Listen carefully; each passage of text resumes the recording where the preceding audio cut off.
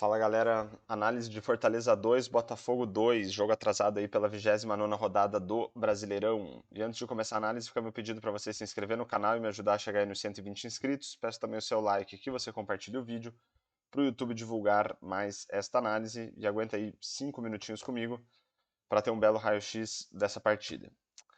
Então vamos lá, começando pelo comportamento das equipes em campo, a gente vai ver aqui o Botafogo com muito mais posse de bola do que o Fortaleza, 69-31, uma posse de bola bem alta para o Botafogo. E olhando aqui para a distribuição média dos jogadores em campo, a ideia é a gente tentar perceber se teve algum time que jogou mais adiantado em relação ao outro. E eu vou substituir os jogadores aqui por duas linhas que representam o avanço médio de cada uma das equipes para ficar mais fácil da gente perceber que o Botafogo jogou um pouco mais adiantado, né, com a sua linha mais próxima do meio de campo em relação ao Fortaleza.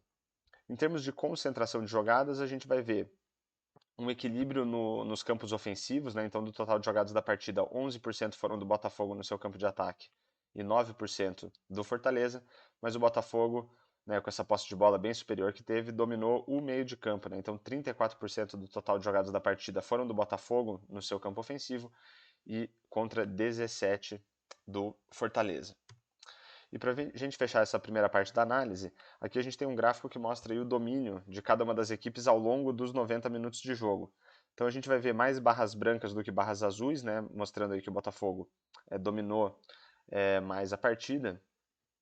Mas aqui todas essas barras entre o 25 e o menos 25, né, sendo que o 25 representa um domínio do Fortaleza e menos 25 do Botafogo, muitas barras aqui entre esses dois extremos, né, entre menos 25 e 25, que representa aí um domínio não muito intenso, né, das equipes. Então a gente vai ter aqui nesse trecho inicial aqui um pouquinho do Fortaleza, aqui também tem do Botafogo, né, mas assim, o jogo com alguns picos fora, né, desses extremos de 25 em alguns momentos do jogo apenas.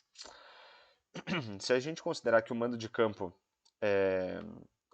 não, o domínio do jogo vale 100, representando aí um domínio total da equipe mandante, menos 100, representando um domínio total da equipe visitante, se a gente tirar uma média de todas essas barras aqui, a gente vai chegar no valor de menos 9, que mostra aí um domínio bem grande na média da partida do Botafogo, né, considerando que era o time visitante. E agora aqui do lado direito a gente vai olhar para algumas estatísticas que vão ajudar a gente a entender um pouco melhor a partida. Então a gente começa pela expectativa de assistências, que mede aí a capacidade que as equipes tiveram de colocar os seus jogadores em condição de marcar gols. Então a gente vê aqui 1,51 para o Fortaleza, um número relativamente alto, contra 0,77 do Botafogo, um número mediano para uma equipe visitante. A gente vê aqui então uma clara superioridade do Fortaleza em termos de expectativa de assistências. Olhando para finalizações e expectativa de gols, a gente vê o Fortaleza com 15 finalizações na partida, um número mediano, que geraram aí uma expectativa de gols de 1,97, aí um número relativamente alto.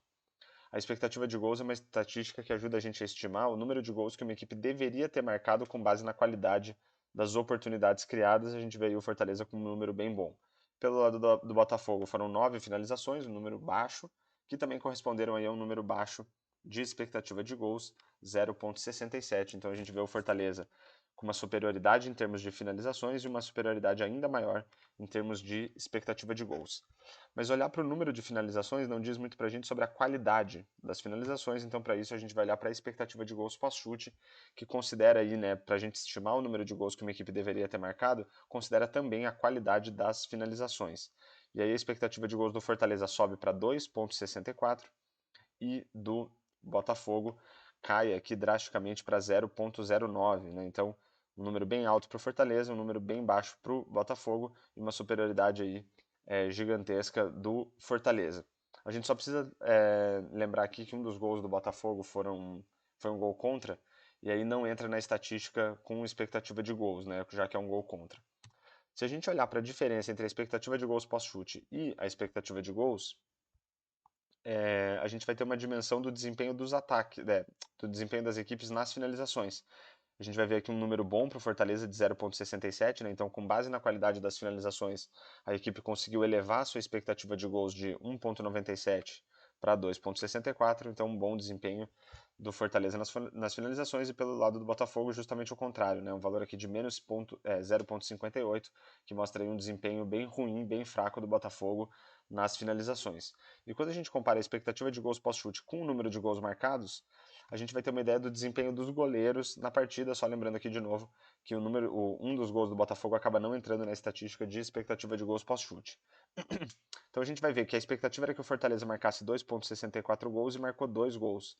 Essa diferença é 0,64 positivo e vai representar aí o número de gols que o goleiro do Botafogo tomou a menos do que o esperado. Então aí um bom desempenho para o goleiro do Botafogo, aí, um pouco mais de meio gol a menos do que o esperado. Pelo lado do Fortaleza, esse número aqui, né, que é a diferença entre o 0,09 e os 2 gols que o goleiro do Fortaleza levou, fica em menos 1,91, lembrando que o gol contra aqui afeta um pouco, distorce um pouco a estatística, então aqui acaba representando um desempenho ruim do goleiro do Fortaleza, mas mesmo que a gente considerasse apenas um gol, né, ignorando o gol contra, ainda assim ia ficar aqui com menos 0,91, então seria considerado um desempenho ruim do goleiro do Fortaleza.